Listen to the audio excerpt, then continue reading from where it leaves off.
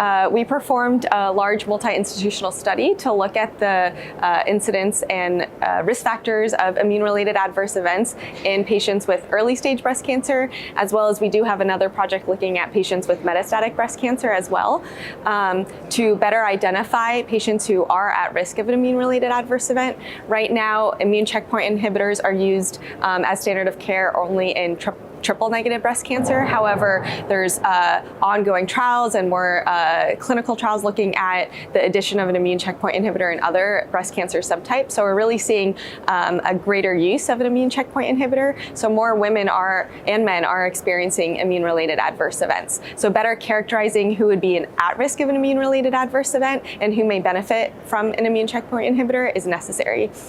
So we included We included patients from 4 different institutions who received an immune checkpoint inhibitor from 2014 to 2024 and looked at patients who developed an immune-related adverse event.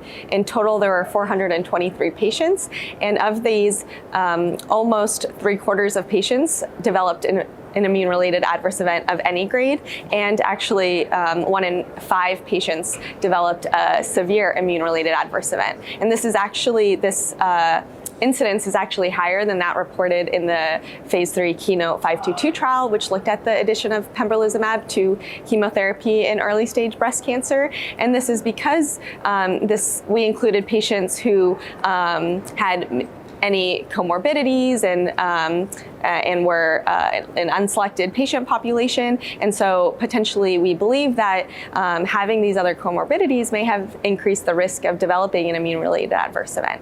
When we looked further at the risk factors of an immune-related adverse event, we found on multivariate analysis that patients who were older, specifically patients who are older than 50, were at higher risk of an immune-related adverse event, as well as those who had chronic kidney disease. So we need to just be more aware that these patients may be at higher risk to better identify patients who are at risk of developing an immune-related adverse event and who may benefit from an immune checkpoint inhibitor.